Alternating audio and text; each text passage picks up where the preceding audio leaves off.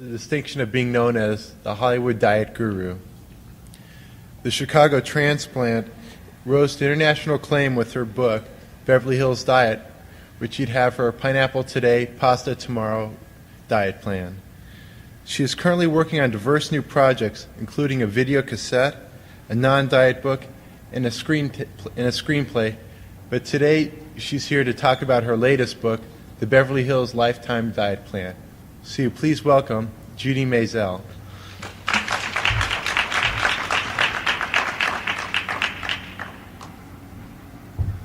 Hello.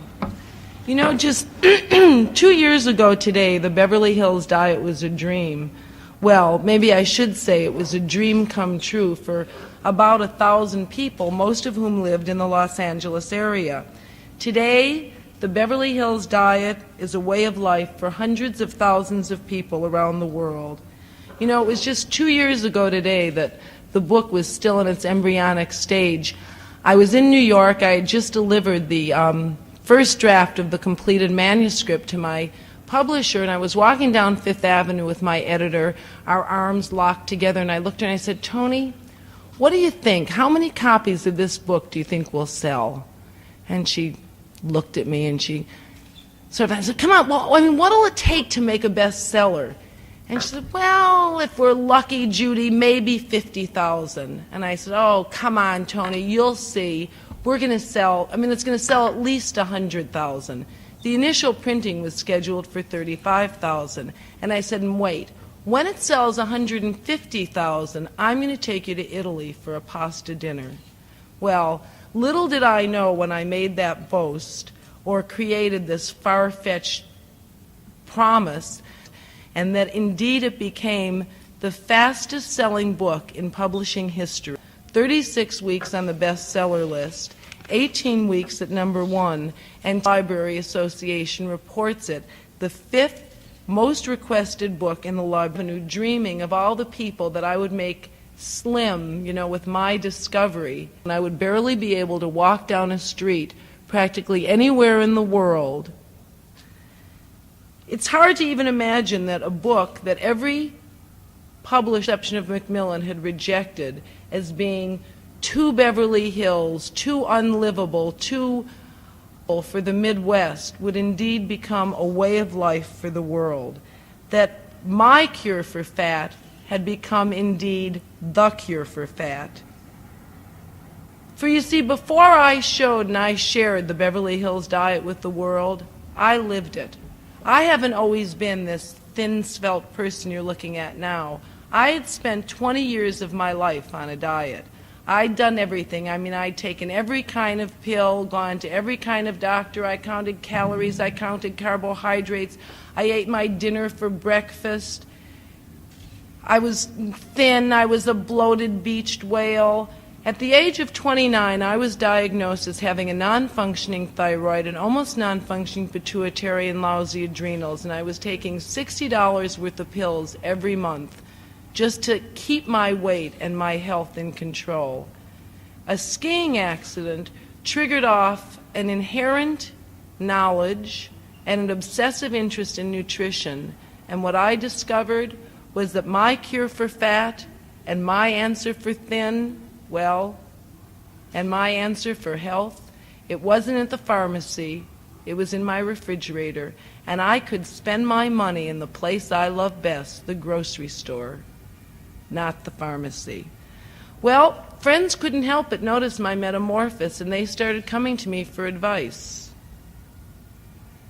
And they didn't keep their success a secret, and before I knew it, my hobby became my profession. The evolution of the Beverly Hills Clinic. My technique not only worked for me, it worked for everyone. And over the next 3.5 years, I personally supervised over 1,000 people that went through my clinic. Well, fat knows no geography. Pounds, the Beverly Hills Diet ignited, and word rocketed around the world. It was the first diet book ever to be #1 on the London Times. In Australia, it was on the bestseller list for 6 months. Of Western Europe, it was #1. Japan, Italy, France, South Africa, and it was adoptable, and each of these countries took the diet to their hearts and their stomachs. They got thin, and they made it a bestseller. And, well, thousands of letters to you. Thanks to you and your Beverly Hills Diet book, I've been a conscious combiner since May 1st, all through the summer. That's from Arkansas. From Israel, New York Times. I live in Brazil. I've followed your diet, and I've lost 40 pounds, and I've maintained it. From Canada, I just had a right to say how great your diet, you and your Beverly Hills Diet have done something for me which I never believed could happen. I've always been on sharing all your research and knowledge with me. From England, I've been looking forward to writing you this letter after finishing your diet and my maintenance, and I think you're terrific and a clever person who has finally reached a solution to the eternal problem of weight. California, I bought your way of life, and around the world, dieters have achieved the same amazing results, not by eliminating or greatly reducing the amount of so-called fattening foods, but simply by working with their own digestive system, by improving the efficiency by which their bodies process food. Okay, what is the Beverly Hills Diet and the Beverly Hills Plan? What exactly is my technique of conscious combining? Well, I'd like to explain it to you in my own language, a language that has been sharply criticized by the scientific community, a language that's going to create visual images that makes the process of human digestion, because I'm not a scientist. I'm just a former fat person who used a lot of good common sense, sought an alternative approach to what seemed to be an unsolvable problem, synthesized a lot of old ideas, and discovered the cure for fat. Well, maybe it was a major breakthrough in the fat crisis. I want to read you another letter that someone asked me to write. This is addressed to Catherine Whitehorn, who's the president of the open section of the Royal Society of Medicine, London, England. Dear Mrs. Whitehorn, Dr. Terence Solomon, who is a fellow of the Royal Society of Medicine and a member of the section of obstetrics, had a discussion with the secretary of the open section of the society with the view of trying to arrange the possibility of my giving a talk in the control. Dr. Solomon has suggested I do this because of his positive experience. And then I have another article here from the Justice Department on diets, and they say Judy Mazel's Beverly Hills Diet book combines sound health. Beverly Hills Diet is a 6-week weight loss program that begins with 10 integrated on the 19th day the animal proteins. For the remaining 4 weeks, all food back into the diet. Things like pizza, desserts if desired, nuts, rice, vegetables, pasta, all without regard to portion control or calories. Now, most of the meals are either all protein or all carbohydrate, and there's very heavy emphasis on the highly enzymatic fruits. Now, the Beverly Hills Diet Lifetime Plan, and that's a 6-month, week-by-week eating program for maintenance. It's a guide to taking the rules of the Beverly Hills Diet. It includes food from all food groups, and it's nutritionally balanced to include 60 to 65% carbohydrate, 20 to 25% protein, and unsaturated fat. Now, while fruit remains a key in the diet, the real key, the real element here is applying my technique of conscious combining. While the emphasis is going to remain on keeping the food groups separated, carbohydrates, there's plenty of mixed meals, or shall I say, your basic, balanced, or traditionally accepted meal. And just like in the Beverly Hills Diet, there's still no portion control, there's no time limits, there's no calorie counting, and there's no forbidden foods. And the most amazing thing is that most people that are on the Lifetime Plan, that are on maintenance, are consuming in excess of 3,000 calories a day.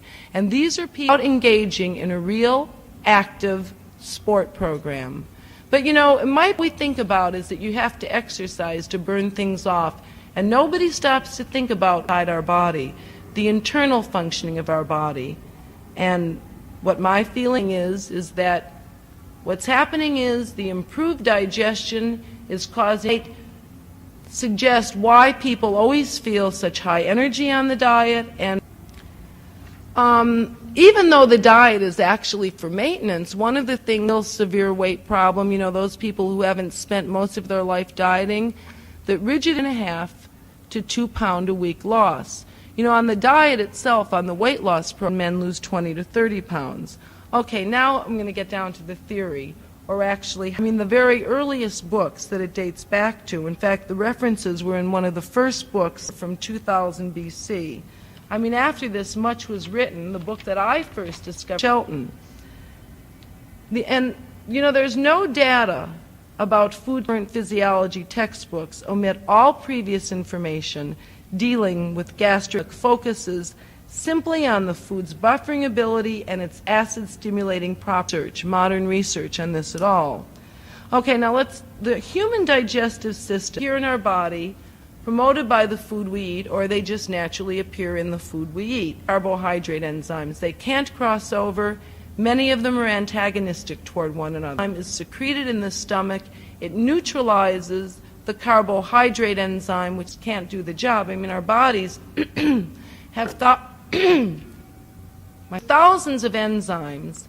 For instance, the pancreatic enzymes will do the job. Primary power. Hardly as effective. Hardly as efficient. To the engine, the car is going to go, but you're certainly not going to get the same mileage that you would if you put it directly into the tank. Foods have different varying times of digestion. Proteins taking long of eating. What happens, in a manner of speaking, is that a layering system builds up. And you see, the stomach can only do one thing at a time. It's going to work or it's going to empty.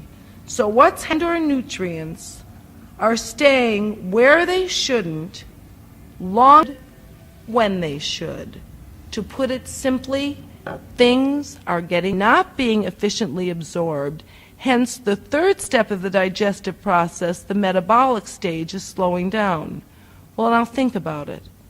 If the raw materials aren't being delivered when and as they should be, how could we possibly digestive process where it's most efficient if everything got where it should, when it should, as it should, if food where nutrients were absorbed, metabolized either on an internal or an external level, and the waste products eliminated, there wouldn't be anything left over and we'd never get fat.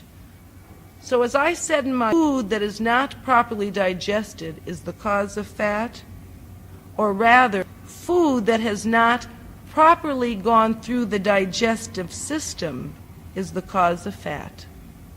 Simple and very logical. Fruit come in.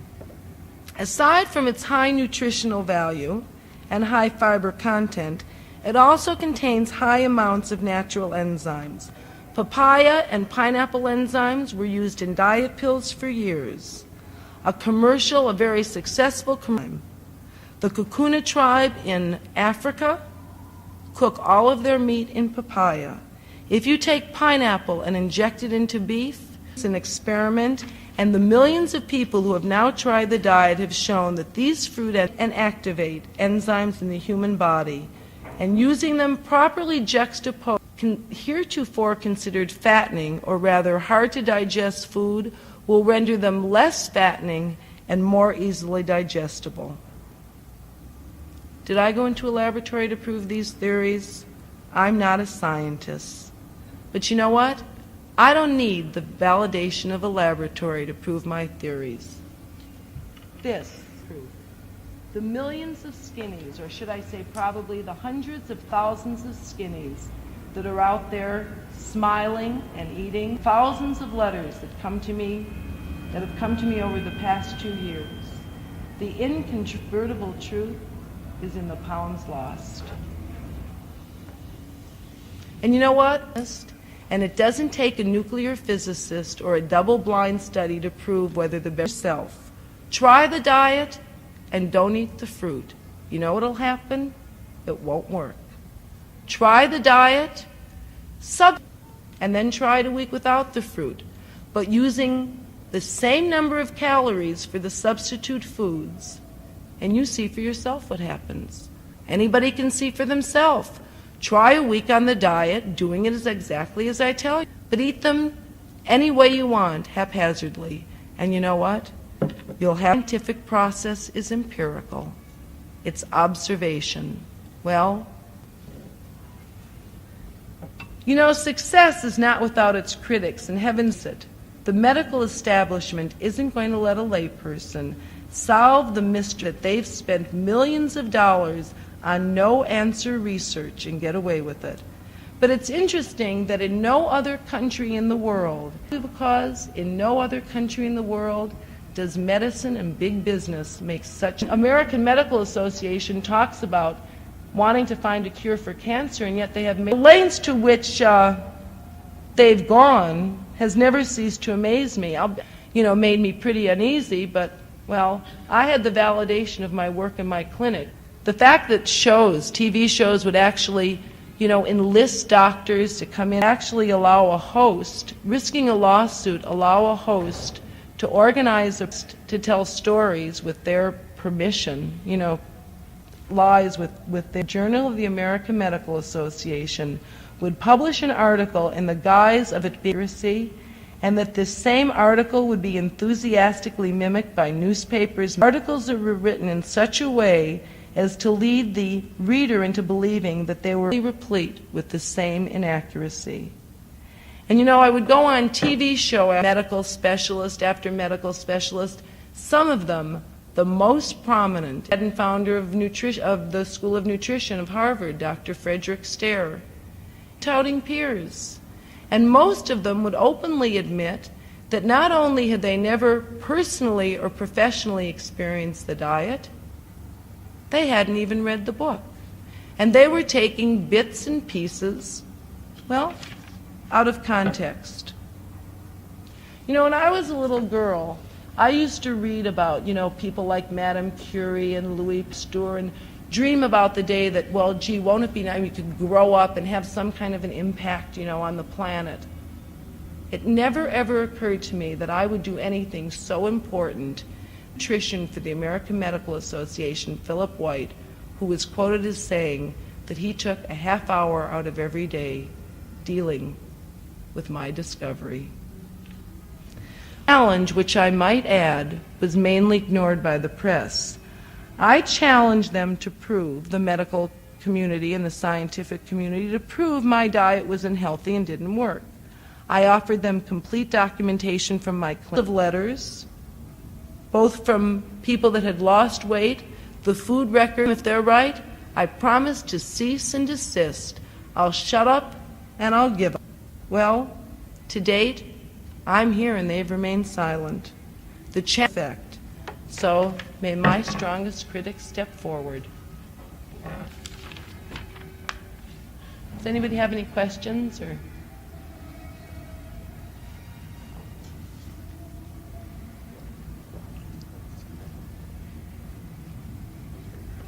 My name is Sandra.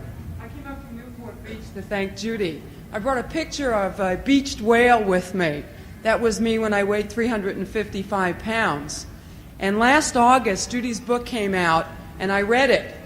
And I got real excited about it and enthusiastic. And I really had an experience of where Judy was coming from. The book is not just a diet. It's a way to be with yourself when you're fat. As a fat person, even if you have only 10 pounds to lose, it's difficult. And I went on the diet, and my friends went, "What are you doing?" And I did it for a week, and it worked, and I felt wonderful. And I lost 18 pounds, and then I stopped. Well, I stopped, and I got real upset and real sick. I had tachycardia. I had to go to the hospital for gallstones and all kinds of stuff. And then Judy's second book came out, and I said, there's got to be so disgusted and so upset with myself that I decided to do it again. And what I know about myself is that my mouth is like a piano. It never stops going when there's food in it. And Judy talks about, what I did was I applied consistent and constant effort. I just went for it. And I kept going. And it got easier and easier and easier, and I felt better and better and better. Now, my background is in medicine. I have a medical degree. And I started to research what it is that Judy was doing. I used, and there it is. I mean, that's the best. And what I want to do is I changed, and that you've made a big difference to me. And I love you very much. Thank you. My name is Renee Taylor, and I took time out from a busy day to come and thank Judy, too. The most exciting thing that happened to me on the Beverly Hills Diet was that I went to Sicily with my husband, Joe Bologna, and I ate spaghetti every day for lunch and champagne and fried calamari for dinner and didn't gain any weight in 14 days. Thank you, Judy.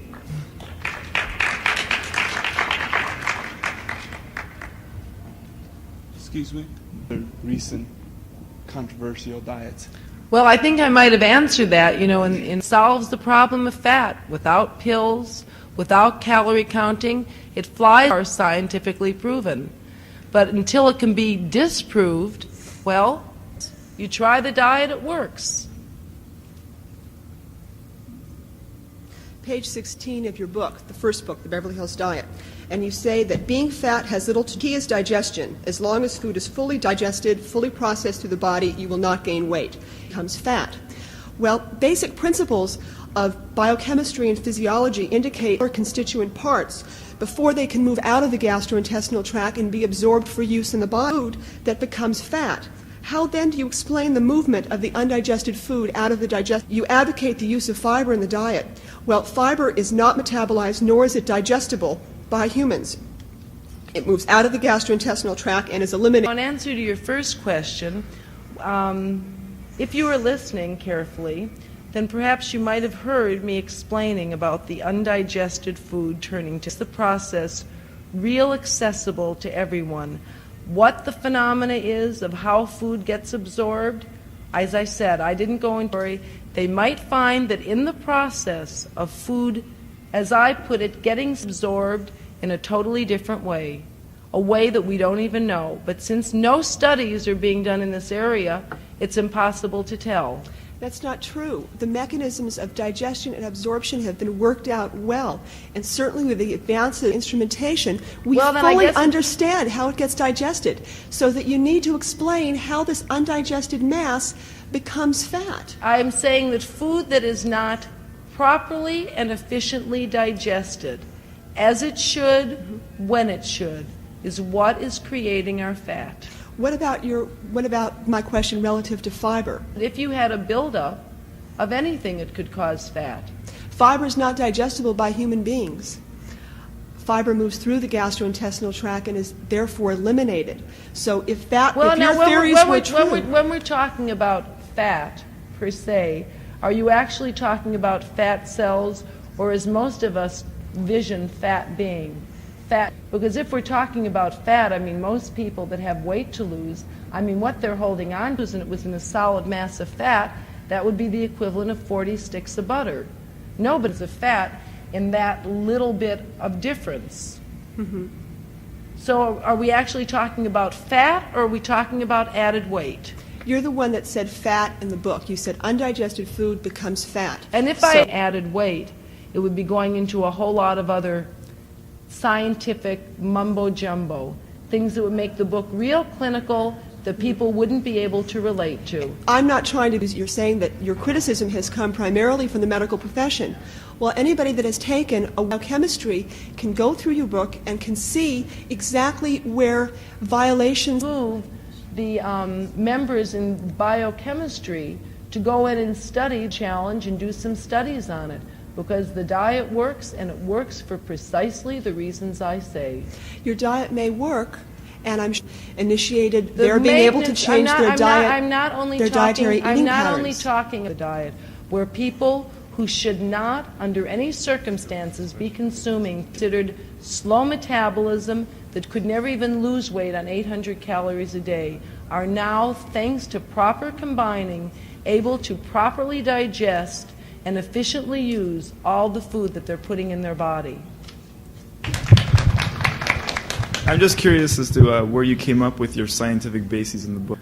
If you just kind of dream them up, or... No, I didn't dream them up. They come from a lot of different sources. I mentioned a book dating back to 2000. Well, what about your biochemical ideas? How digestion You know, occurs? in the very beginning, I'm not a scientist. I synthesized a lot of ideas, and for everyone. They are my theories based on my experience and experiment common sense. If doctors and scientists and biochemists had the answer to fat, wouldn't be going into the laboratory and getting a lot of no answers. And every show, the same kind of response. We have no answer. It's brown fat, it's yellow fat, it's answers, do they? So all the biochemistry, you know, scientists white and will not go off the track. They forget that before the knowledge that a bridge isn't built before it's someone's idea, and a scientific discovery isn't. Instead of standing out there shouting it couldn't work and it goes against everything we do, and maybe we ought to check it out. I don't say it doesn't work. I say that the reasoning behind why it works is Not a low-calorie very diet. low-calorie. The average, well, it depends on what you eat. If 100 calories a day, if they're eating the portions that I tell them, and on the maintenance, 4,000 calories a day. Hardly low calorie. Okay, we have other people with questions. I appreciate your coming. This is really good. My specific interest is in strength and conditioning and maintaining strength at a possible weight. I work with dancers, and I'm a dancer myself, and we are also involved in daily weight, make keen eye toward strength because for injuries, et cetera, et cetera. The thing that don't at all doubt that the diet works, but I think people. The thing that disturbs me the most, though, is that, and this has been cure, that weight loss of a real weight loss, I don't mean a fluid weight, 1.5 per week, isn't fat. That your body is capable of minimum 1.5 pounds per week, and that the loss after that comes from muscle. That piece of information, because when dancers talk to me about losing weight, it's very important to my thinking that they lose it slowly because they are going to lose their motors and their support. One of the things I'll respond, I said it before and I'll say it again, is that there's an awful lot of gray areas that we think we know so much about. That's And not if we- gray, though. There's obese people are fat and muscle and bone. Well, now let me put this out to you. Doesn't it sound logical that a person who weighed 200 pounds with a muscle structure to support 200 pounds to lose or attractive, would it? So of course their muscle is going to decrease in size. A muscle That's not needed. Because there if a have muscle been other... doesn't have to support 200 pounds, it's going to be smaller unless you're involved in some kind of engaged in some kind of activity. Muscle size, yes indeed, muscle size, and it should. Why? That Well, seems. who wants leg muscles and arm muscles to support a frame that's going to be... An obese person doesn't have big muscles. I've worked on any number of cadavers that is real miserable working on them because to get to that muscle, I have to go through a huge mass of fat. And inside obese people is a very skinny person because they can't move to develop those muscles. A fat person doesn't spend a lot of time on their feet. And I'm real worried about people going into this diet and having bone mass and muscle mass fall off so fast. Well, that bone mass and muscle mass doesn't fall off so fast. I'm People saying, are actually losing fat on this diet. well, I'm just mean, saying that the data stands, and I you're know, not responding to the data. But the data of what we know about what happens when a person loses weight, I say is inaccurate and out We of date. do know it's been repeated many, many, many times, and the techniques for establishing body composition are very well established.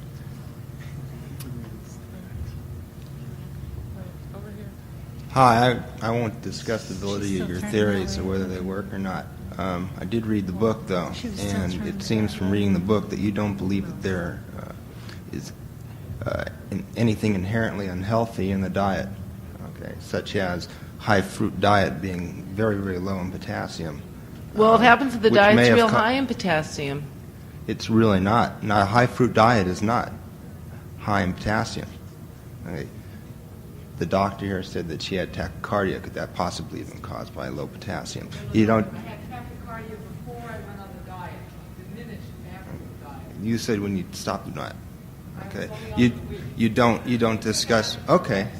You don't discuss whether pregnant women should go on the diet. Yes, I do. You don't discuss. Yes, I do. In the book, it tells who should go on the diet and who shouldn't. All through the diet, you don't say, well, this could be unhealthy, this could be unhealthy. No, there's all through the diet, you get the feeling that No, you don't believe in the that- beginning, before the diet begins in the book, it says if you have hypoglycemia, if you have diabetes, if you have gastrointestinal problems, if you're pregnant or you are breastfeeding, this is not the diet for you and you should not But go all on through it. the diet, though, all through the book, you really don't discuss whether this could be unhealthy or this particularly could be unhealthy. And there are a lot of unhealthy things in the diet. Well, I didn't think that it would be necessary to put it all through the book if I put it in one or two places. I mean, it Doesn't this says in the very beginning of the book that before you go on this or any diet, you should consult your physician, and before a person begins the diet, it tells you. Well, that's something that's common knowledge. Before you start any diet, you should consult your physician. But all through the diet, okay, you don't discuss. You're whether right, I any- don't, because I said it in one place and I thought that would be sufficient. You can't be wrong. Maybe you should have. Doesn't mislead. It couldn't cause a lot of unhealthy adverse reactions by not. It cause unhealthy adverse reactions when? Well, you talk about all the healthy things that you that you believe it causes. You don't. Well, you know, to date, millions have of to millions of copies of this book have been sold around the world, and I haven't had reports of any negative problems with anyone, despite many erroneous rumors to that effect. So you believe that there's nothing inherently unhealthy with the diet. If a person follows this diet, as I've mapped out, if they follow it that way, if they don't have gastrointestinal problems, if they're not pregnant or breastfeeding, if they don't have hypoglycemia or diabetes, then no, they'll Absolutely thrive not. on it. It'll probably be a lot healthier than what they're currently doing. Okay. It'll get them off of salt, it'll get them off of chemicals, it'll take them probably off a lot of the drugs that they're taking. Their blood pressure will go down, their cholesterol levels will probably be reduced, they'll have much more energy, their hair will shine and their eyes will sparkle, and most people after they've lost weight, if they're old enough to have needed one, will probably be accused of having had a facelift. Okay. Thank you. Hi. Yes, I have two questions. The first one is, do you have an approximate estimation of how many calories you take in every day? Yourself. I'm talking about you personally. Well, it sometimes varies between 2,000 and 4,000. Okay.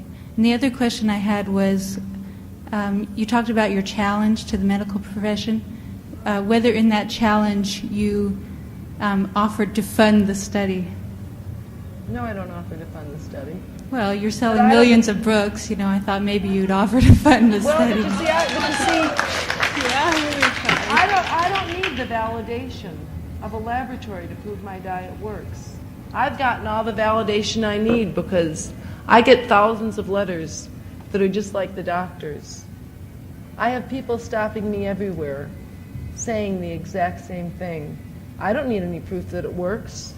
It's everyone else that needs proof. My reason for wanting the Well, proof... I think everyone else is a big population. My reason for wanting the proof and the reason that I've offered the challenge is primarily because there's hundreds of thousands, there's millions of people out there that are fat, that are going through pain and agony and torture, and that are going to sleep at night beating themselves over the head over the diet they didn't stick to, and feeling like being thin has to be misery and heartache and hunger and deprivation.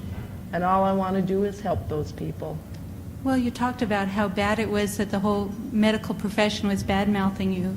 No, that's And not that what I said. you- The whole medical Right, profession. I well, read you you s- letters from doctors. I just thought because of that and because of your challenge that maybe you would have thought it would have been a good thing to do to fund a I study. think the AMA is probably richer than I am. Not the researchers. They wouldn't believe the data. I think they would. Yeah, I do. Okay, that's... It's interesting that on almost every show that I've been on, where a nutritionist or a doctor has been on to talk about it, they've always turned to me at some point and say, you know, with all your royalties. I'd like to ask a question about what you were saying about the enzymes, the digestive enzymes in the fruit, and why you think that those are primary enzymes to the pancreatic enzymes. And then I think the major problem... I think that what I said was that the digestive enzyme that primarily digests carbohydrates is an enzyme that's secreted in our saliva. And that is the primary enzyme for carbohydrate digestion, the enzyme ptyalin. Food should be broken down into nutrients in the mouth through the salivary enzymes. If they're not broken down sufficiently, the other enzymes do take over. And the pancreatic enzymes are important ones in carbohydrate enzymes, but they are secondary to the salivary enzymes. I'm also a little familiar with Shelton's work, and according to his beliefs, you would have to be eating all day long little bits and pieces to keep your vegetables separate from your nuts and your grains and your proteins, and that to me just does not seem to work in... Well, no, not actually, because you can still eat 3 or 4 meals a day and separate foods. I mean, you could have a breakfast of fruit, a lunch of, say, pasta or rice and vegetables, and you or advocate salad that and this bread, is a and dinner diet you can that have will... proteins. I'm saying that you advocate that a breakfast of fruit would keep somebody energetic throughout the day? I don't know. Millions of people are doing it. Liza Minnelli sure puts out a lot of energy, doesn't she? Engelbert Humperdinck never seemed to lack energy. I mean, these were all people. Marie Osmond certainly is not a slug. You know, I mean, she puts out an awful lot of energy. Whoever said, what makes you think that eating a great big breakfast is going to give you I didn't say energy? a great big breakfast. What I'm referring to is like just having a little bit more than fruit for breakfast that would provide... What can provide you with more energy? And I didn't say a little bit of fruit, and I didn't say you were confined to one small little eating experience. Protein's not going to give you energy, really. Protein's a bodybuilder. You're not supposed to get energy from protein. That's its secondary power to give you energy. I agree with you on that point. Then the one last thing that I guess the thing that I was objecting to is that from the way that you explained that food was digested seemed to me like ass backwards. According to everything that I've ever studied in nutrition and dieting and stuff, that it's the enzymes that make the food available for digestion. So if you are indeed, as you say, increasing your intake of digestive enzymes through the fruit and if you chew thoroughly through your salivary amylase, then you would be getting essentially increased efficiency in your digestion. And to me, that means that you are consuming, therefore, more food, which would have the potentiality of being converted into excess storage or fat. Well, no, but what's happening is you're eating more food and you're converting more food, but your body's using it efficiently, and it's using a lot of it on an internal level. Haven't you ever noticed that there's people that have more energy than others? And it's not that they're running around, but when they walk into a room, they're bigger than life. I think that's a personality, not their diet. No, it's what makes your personality. You're all you are billions of cells all massed together. Cells that are in a constant state of self-perpetuation and self-regeneration. You are a life force made up of flesh and blood and energy. And if you broke yourself down to your most finite point, you would find that you're nothing more than 6 nutrients. That's all you are if you were down in a test tube. Vitamins, minerals, amino acids, glucose, lipids, and water. Your personality is just a reflection of your energy. And energy comes from one source. You put it in, and it becomes you. So the quality and quantity of your energy, well, You can Well, only relate I think to the that's food you stretching it eat. a little ways, but Well, no, because it sounds a little bit too far out. We would rather like to think that we're just victims, that everybody was chosen to have a certain kind of personality and that there's high energy people and there's low energy. All I know is when I was fat or when I don't eat the way I should properly eat, my energy is completely different, and so is my personality. And when I choose not to eat something, it's not because it doesn't taste good. It's because it's not going to feel good. And I like to feel good. That to me is an emotional rather than a No, physiological. no, I am talking about a physiological feeling. Aren't there days when you wake up and you don't feel good, your body doesn't feel good, and the way you relate to the rest of the world, it doesn't feel good? Not psychologically, physiologically. Days that you're on and days that you're off. Do you think that you're just a victim, that suddenly something came out of the cosmos and zapped you? But I just believe that it's more than what you physically eat. Well, that's also. Okay. Excuse me, can we ask one more question? I don't want to put you any more on the defensive. I'm not on the defensive. I was just wondering, because it's been in the press of people with no history of gastrointestinal problems that have gone on your diet and have died. People have died of bleeding ulcers. I don't know, it's been reported in the press, and I was just wondering how you responded to that.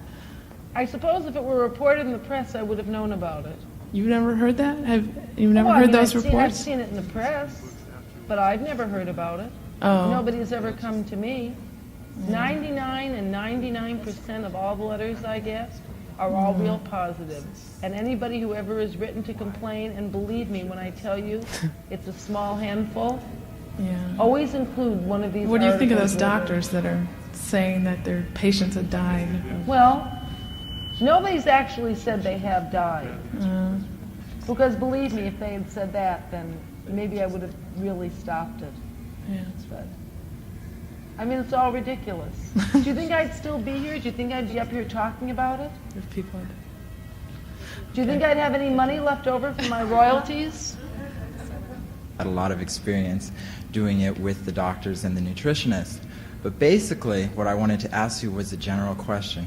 When you present, even though you don't say you're very scientific and all that, in the past hour you've spouted a fair amount of scientific jargon, which leads me to feel that you know a little bit more than you really say you do. No, but I anyway, just said I wasn't a scientist. I said I've spent years researching and studying, and that I had an inherent knowledge of nutrition and understanding of the role that okay, now with any new idea that anybody ever presents, it seems to me like we learned always in our science classes that the proof rests on the person who presents the new idea. For example, I could say life is on Jupiter, and you could say no, it isn't. I could go prove that it isn't.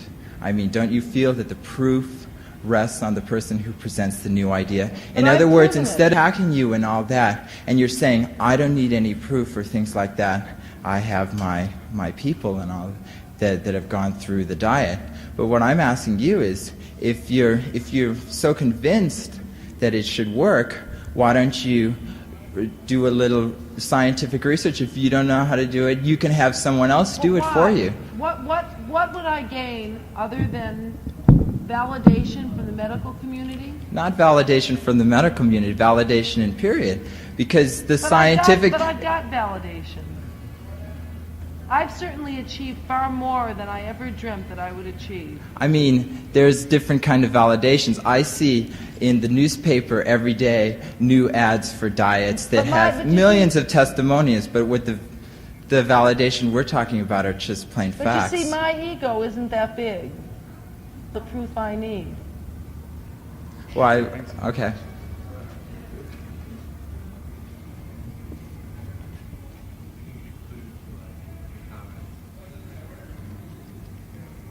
Well, all I can say is, for anybody out there who's still suffering with a weight problem, or if there's anybody out there who's a doubting Thomas who struggles to maintain their weight, I can only suggest one thing: try it and prove it to yourself. You can be the laboratory. You can do your own double-blind study. Thank you, Skinnies.